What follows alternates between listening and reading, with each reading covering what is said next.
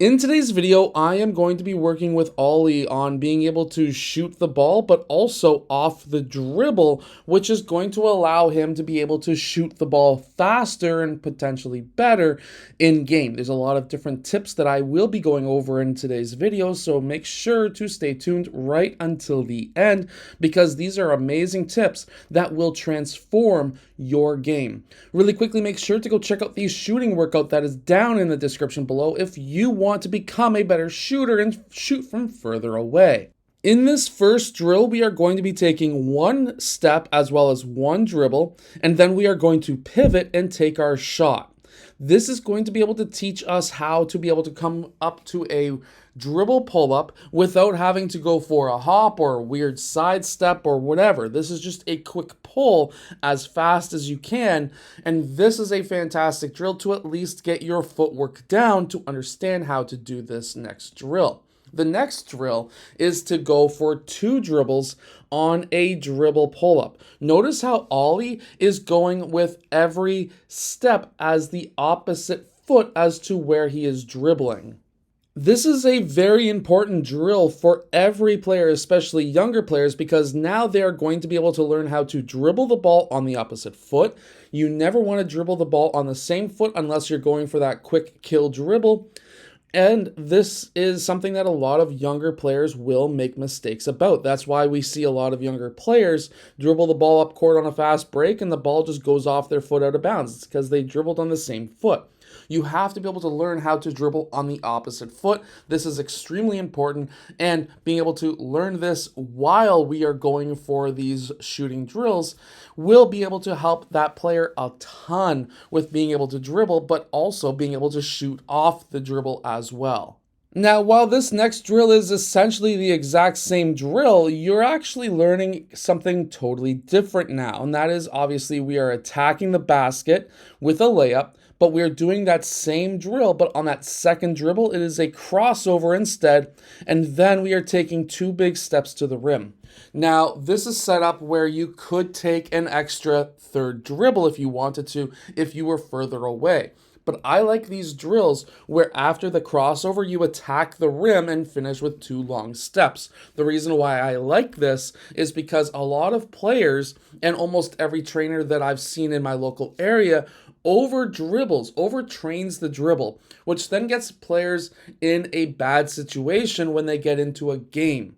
When they get into a game, they want to take that 3, 4, 5 dribble into the key and then get their layup. But the problem with that is because of help and gap defenses, if teams are playing zones or mans, that obviously gap and help is a man-to-man defense. But the zones will collapse, man-to-man will collapse if you get into the keys. So if you over dribble, you are going to have a lot of issues. So try and limit your dribbles after your first two attack dribbles.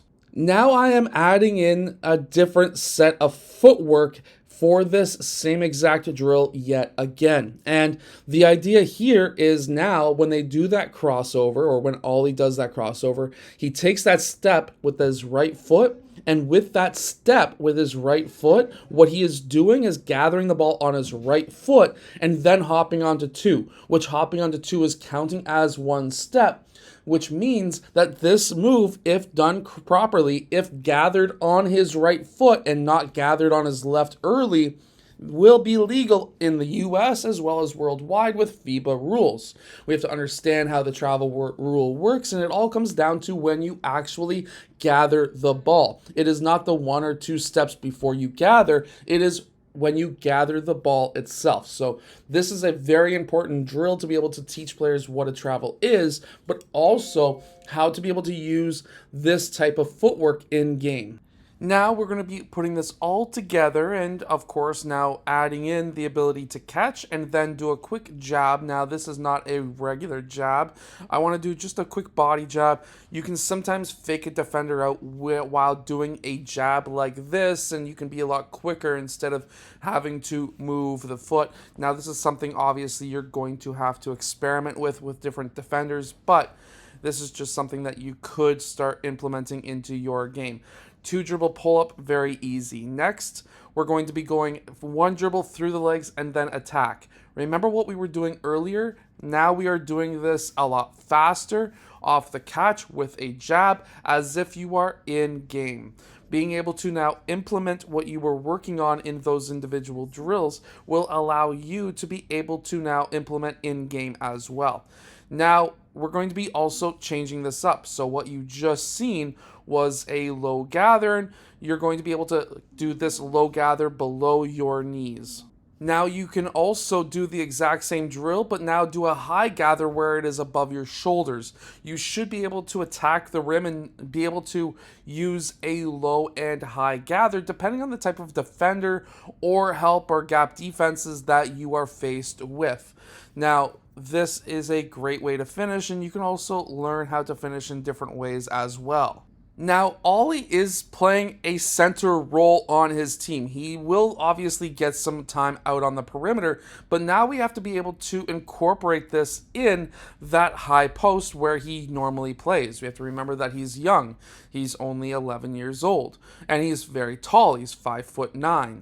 So being able to learn now those same exact moves, but now in the low post, is going to help extend or create the opportunity for him to still use what he has learned today in an actual game where probably around 60 to 80% of his time is spent in that high post. Now, if you want to become a better perimeter player, you would need to become a better shooting guard. So make sure to go check out the shooting guard blueprint that is down in the description below. And if you want to be able to shoot the ball from further away, make sure to go check out the shooting workout that is also down in the description below too.